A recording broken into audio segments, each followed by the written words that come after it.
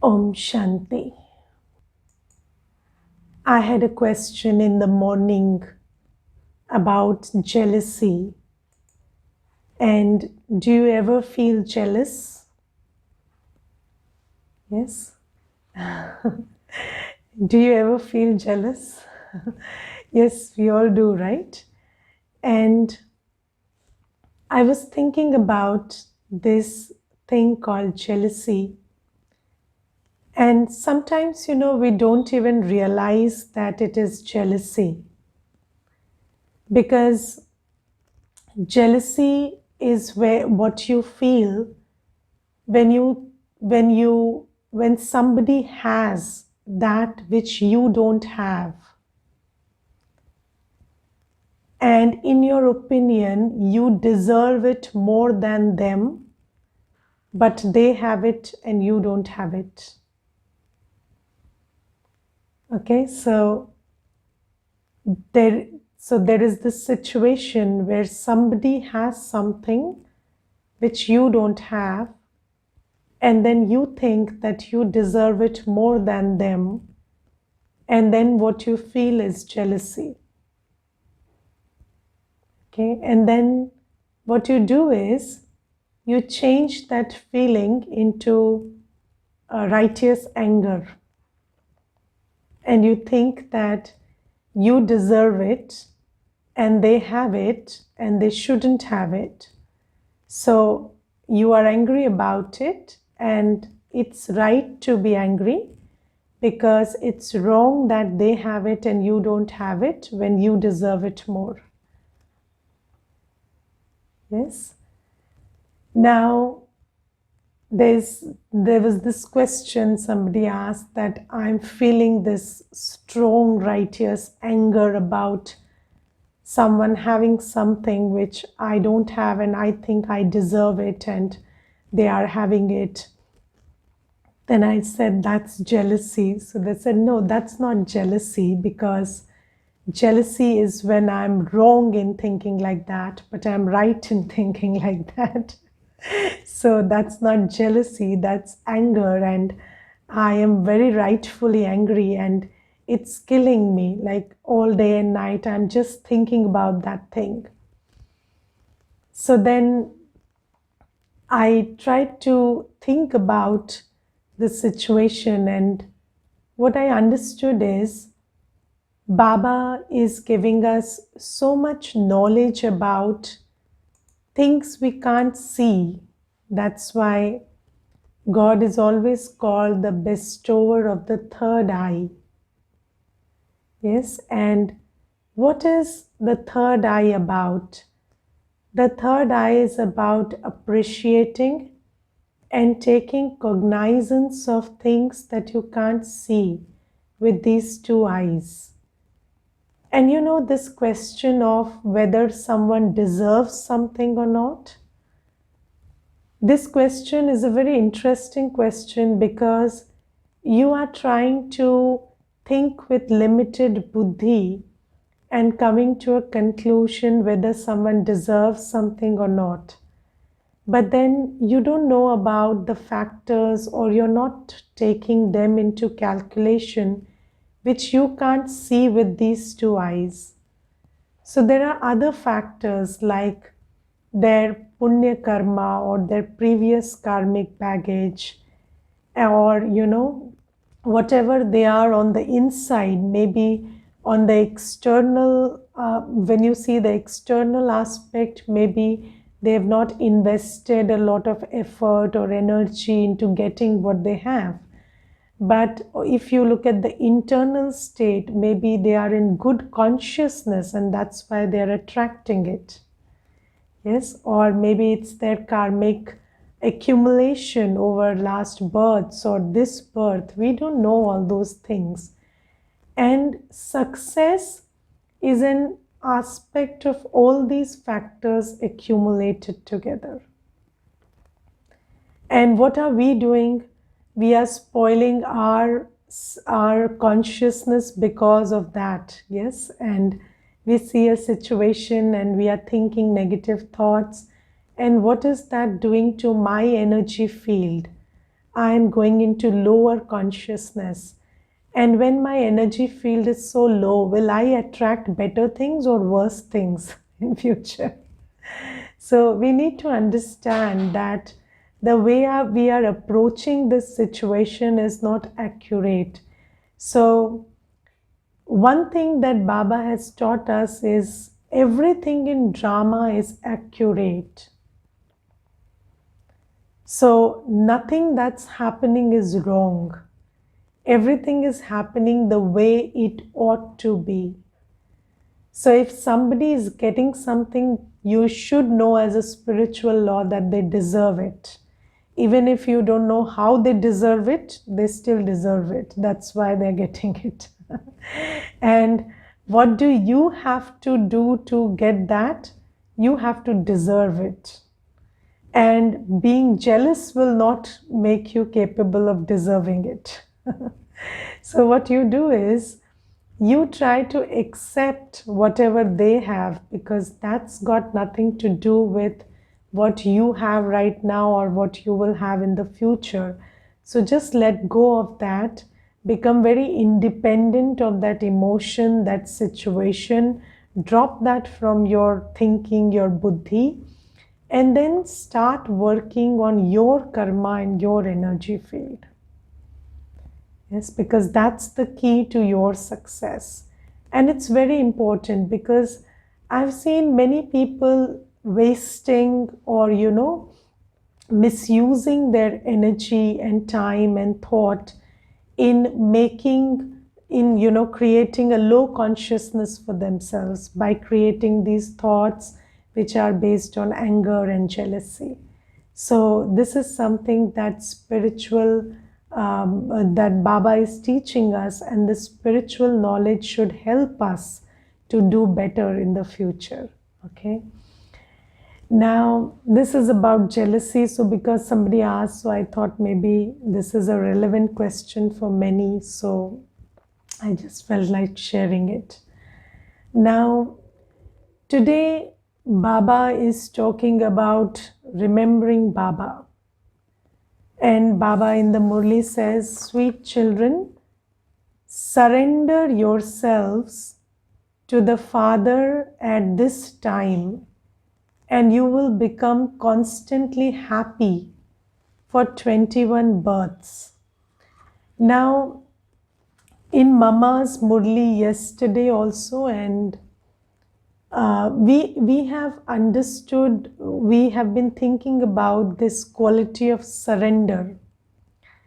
Now, there is a very funny thing which I want to share, and there was this WhatsApp forward, and in that there was an image of a child who was holding the remote of the TV in his hand, and then there was this quotation there that this being here, he doesn't own the house, he doesn't pay the bills, he doesn't do anything here, no contribution, zero contribution this being has.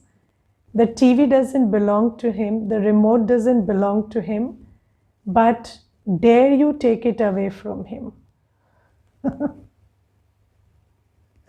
So this is the kind of ownership that a child has on the house.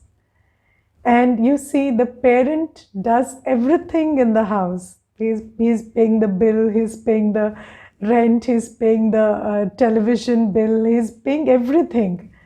But he doesn't have ownership over the remote. The child has ownership over the remote. Now, this was a very funny illustration of what ownership means and what surrender means. And Mama also explained that we have been surrendering to humans for very long. So a wife surrenders to the husband, a husband surrenders to the wife, parents surrender to children, children surrender to parents, and we know how to surrender, don't we? We know how to surrender. And this surrender is supposed to make us happy. But unfortunately, that's not what it's doing these days. Because these days, statistics say that relationships are the biggest cause of stress. Yes, so we intended to surrender to human beings so that they could make us happy, but interestingly, that's not happening, and we are surrendering and getting a lot of sorrow. And there are many people who keep asking this question: I am giving my 100%. Where is the problem? I don't get it. Why my love is not requited? Yes, so there are people who are asking this question repeatedly. They are crying, wailing, and asking this question: what am I doing wrong in this relationship? Or where is that element missing? I'm giving my absolute 100%, and still there is no love, there is no happiness in this relationship.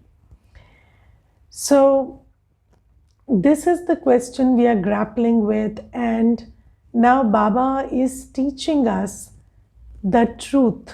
And what is the truth? The truth is that you are a soul, and your true relationship is with the Supreme Soul, Paramatma, Shiv Baba. And a soul is meant to surrender to God, not to human souls. And there is no problem with the way you are surrendering. There is a problem with who you are surrendering to. So if you surrender to human souls, you will get sorrow in return. And if you surrender to God, you will get happiness, peace, love in return. Do you agree with this? Yes? Yes. Now the question arises, if you surrender to God, what do you do with those souls? Because they are still there, even if you have surrendered to God.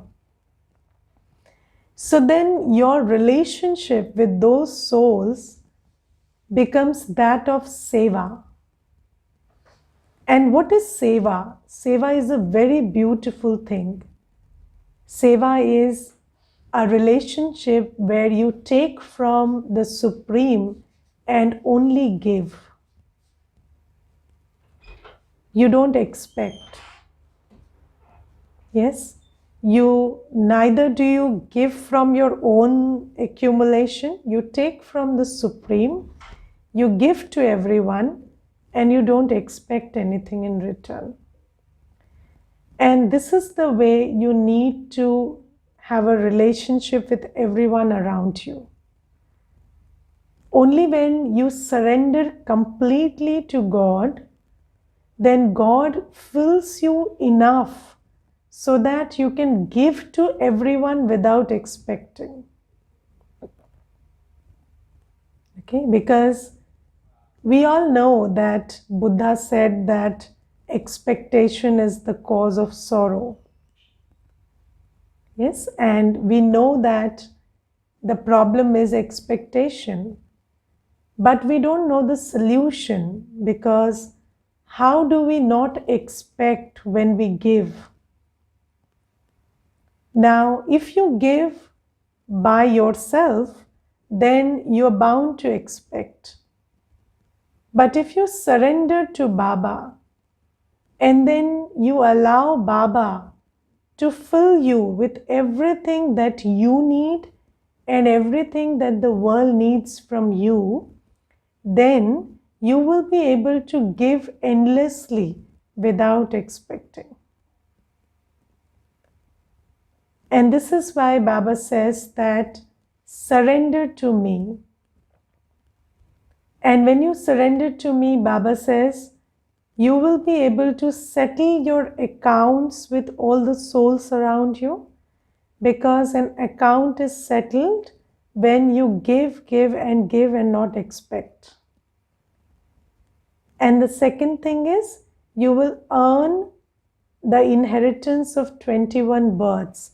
That is the punya karma that you do now by serving souls on behalf of Baba will give you an inheritance of happiness and peace for 21 births. Now, before we go deeper into this thing, I want to ask you, how many of you recognized God as a part of your life even before undertaking this course? How many of you recognized God as a part of your life even before undertaking this course? Please raise your hand. This question is very important and it matters, so I really want to know. Yes. Okay. So there are some who did and there are others who didn't, right? Now, this thing is something that we need to explore now.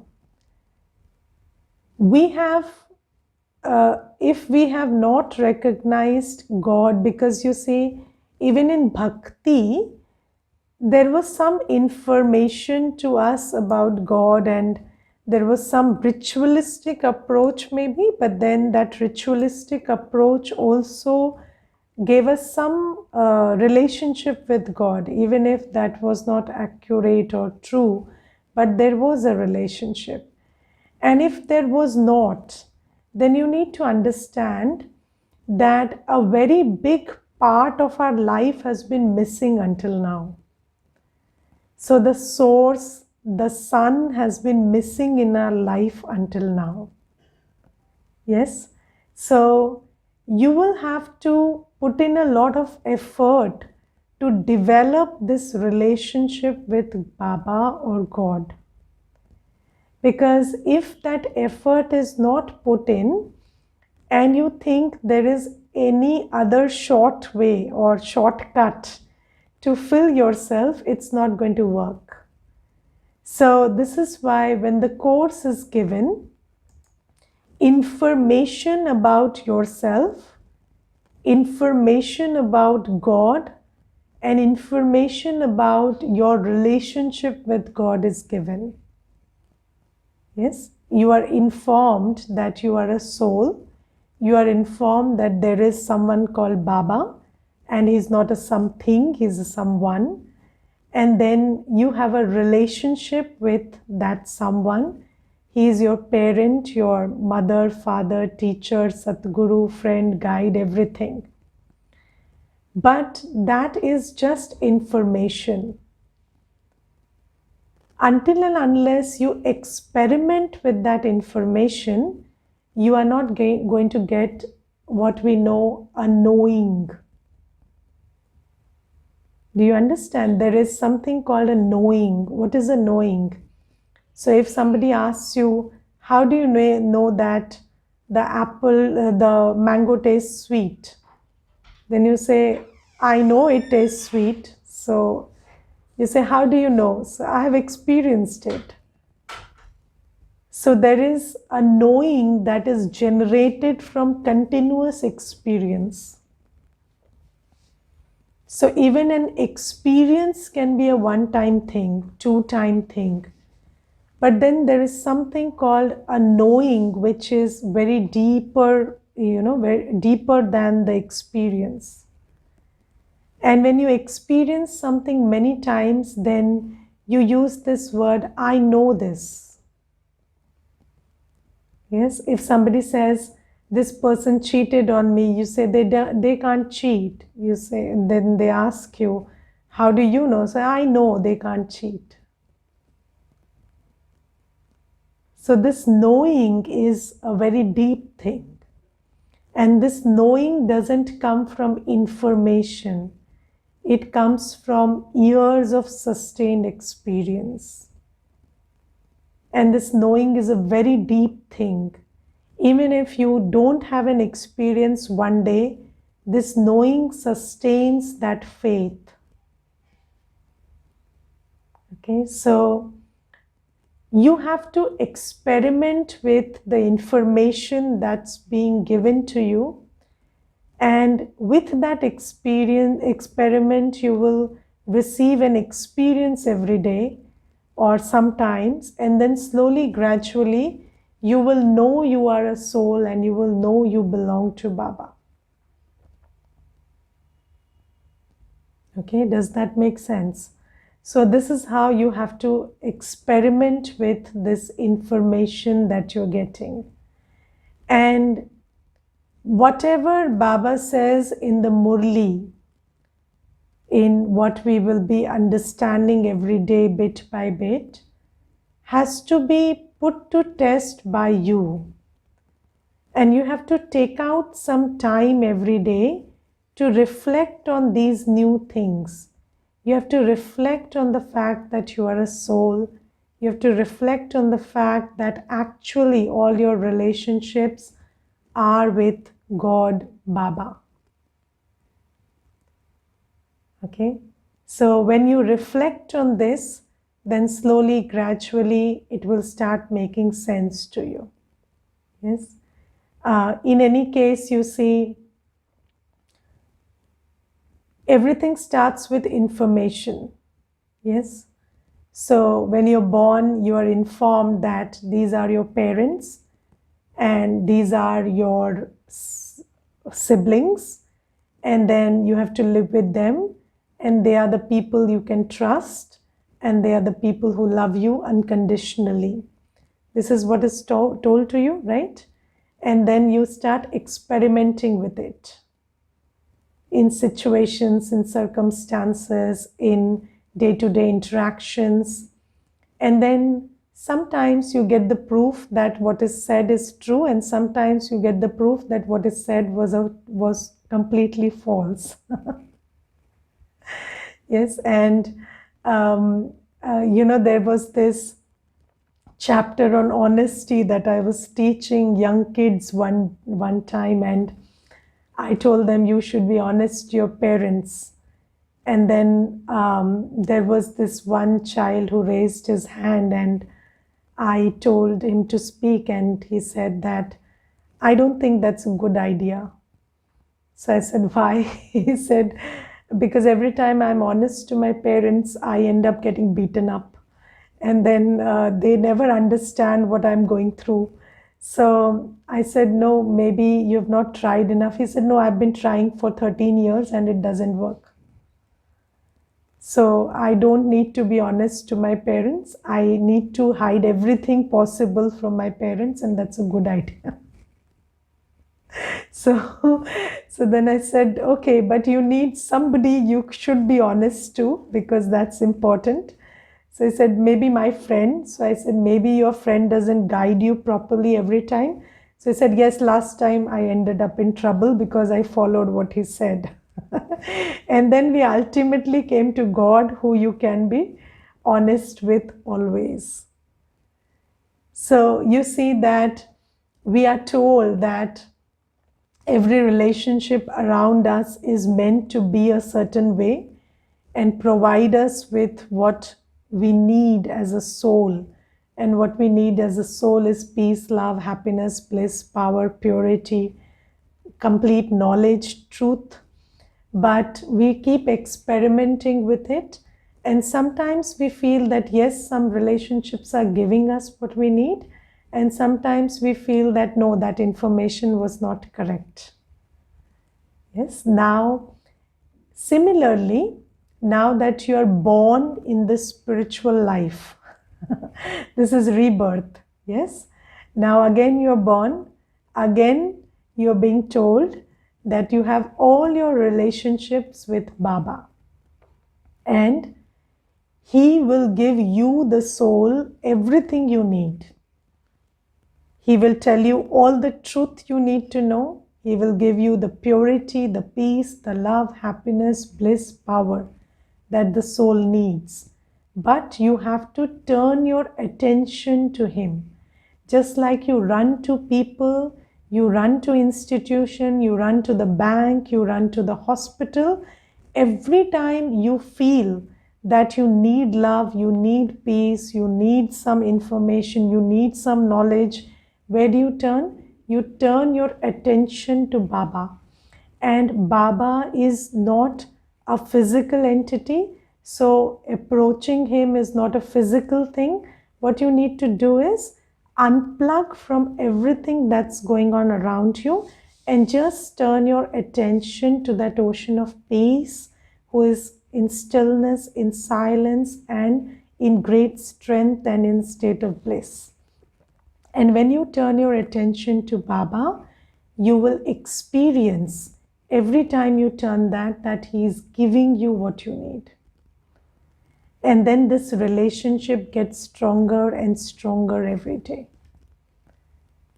And when you are sourcing everything from him, then you will stop having expectations from people around you. And because Baba is so sweet, you will also start becoming very sweet in his company. And when you become sweet, other people will flock to you. But you will not be dependent on anybody. You will love to share what you've got from Baba, but you will not be in a state where you expect from others. Yes, so this is the effort you will have to make. And how do you make this effort? So Baba in the Murli today says that the best time to do this thing is early in the morning. So I will read out what Baba says first, and then we will understand that. So Baba says, listen carefully. It may scare you a little, but then it's very interesting. Baba says, just as you give 8 hours to your government service, similarly, stay in remembrance for 8 hours at least. Yes, because if you think that that the government should provide for you in this lifetime, you give 8 hours to the government. So if you want Baba to provide for you for this lifetime and the future, at least give 8 hours to Baba. Okay, now is this fair? Yes, it is fair, because 8 hours commitment you can give only then. See, if you don't give 8 hours of commitment to your job, they don't give you a salary, right? So you have to give some commitment of time, otherwise how will Baba take care of you? Now Baba says, it is such great service to make the world into heaven. Now what do we do in these 8 hours? We keep our state of being such that the world is becoming heaven.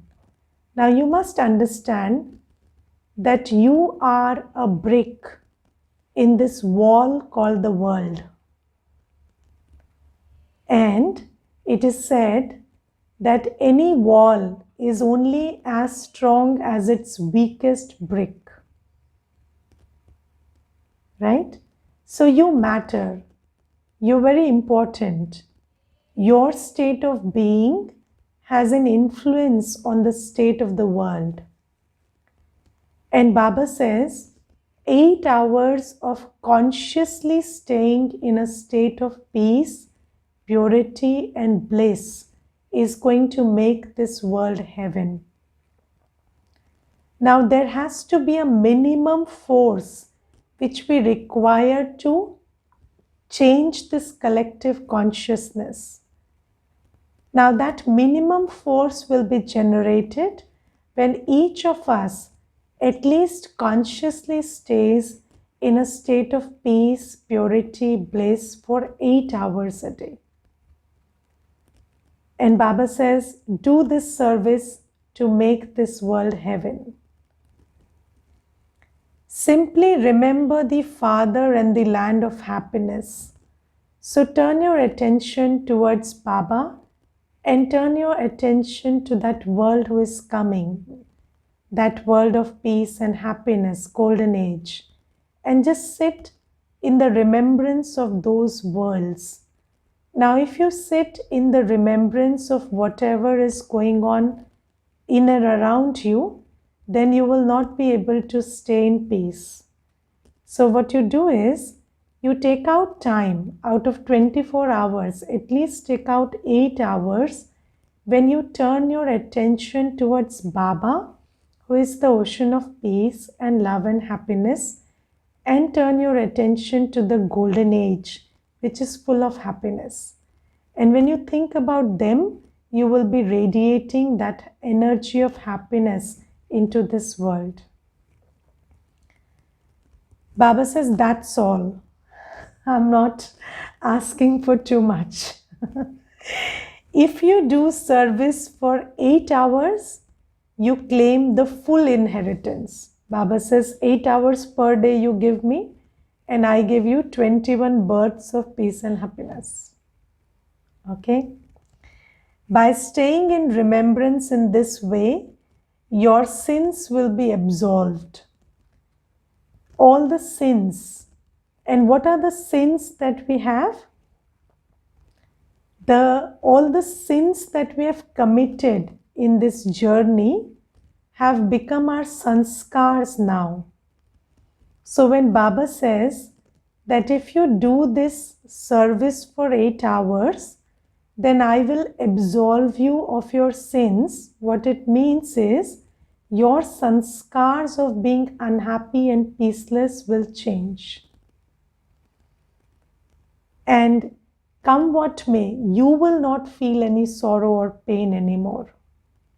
Circumstances will be the same, but your sanskars will be so different that the experience of life will be different for you.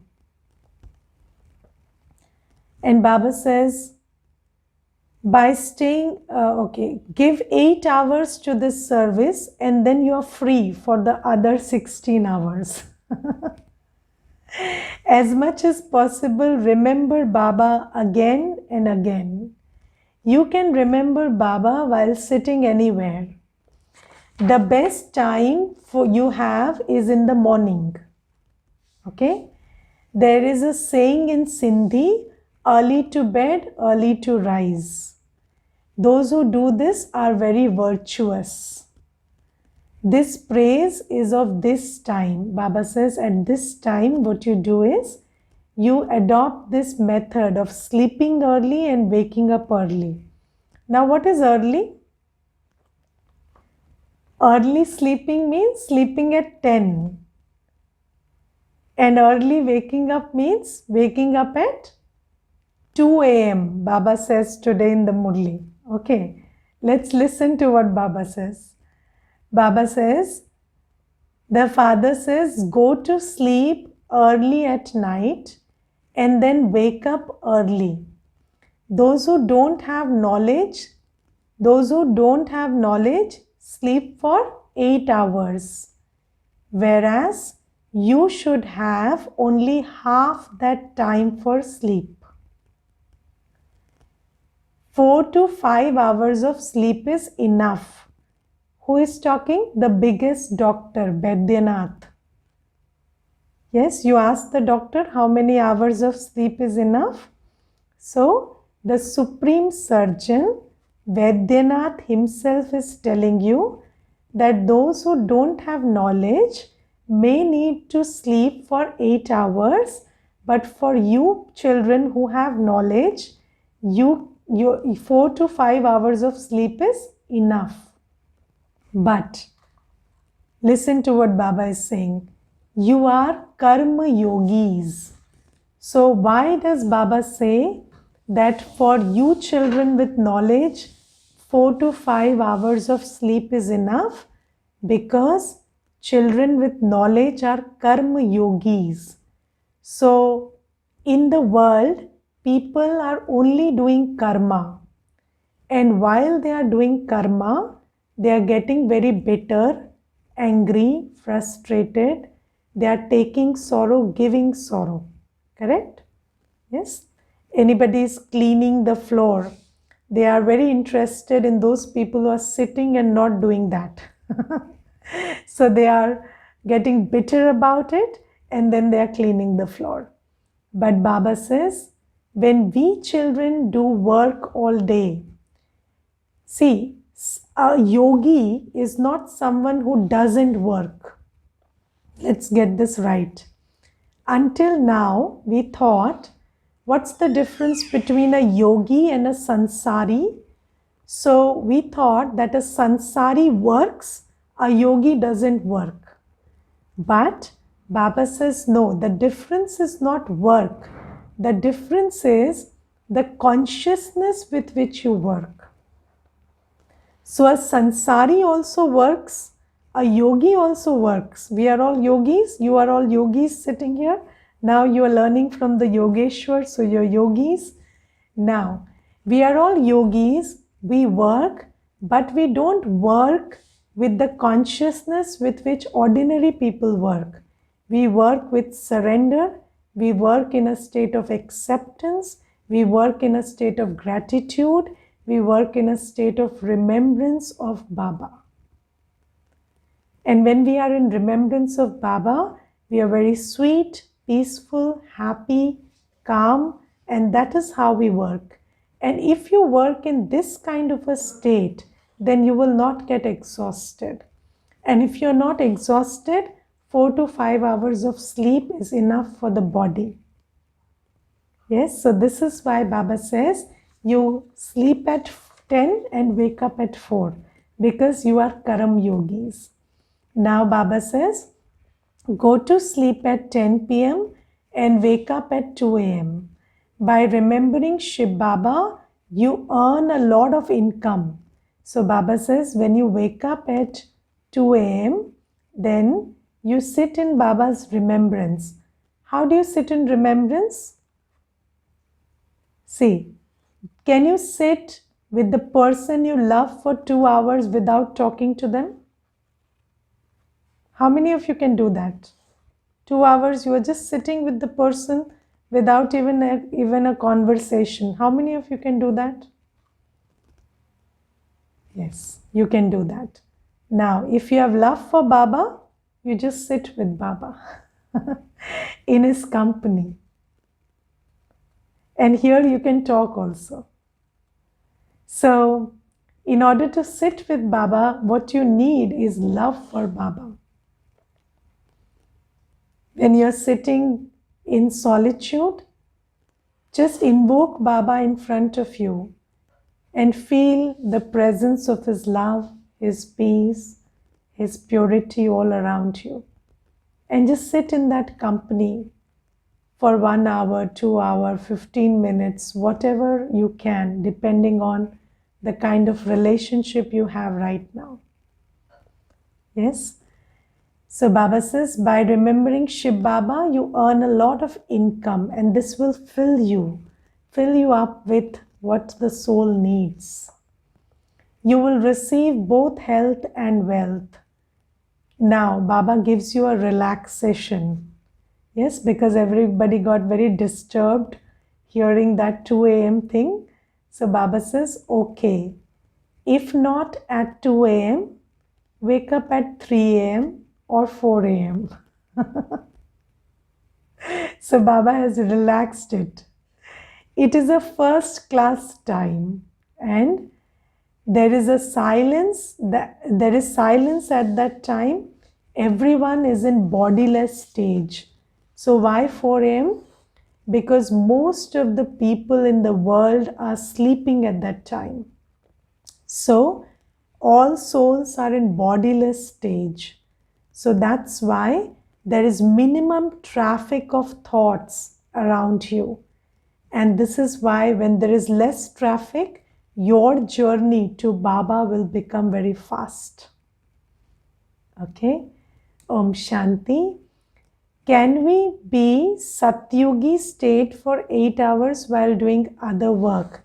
Yes, we can be in Satyugi state for 8 hours while doing other work.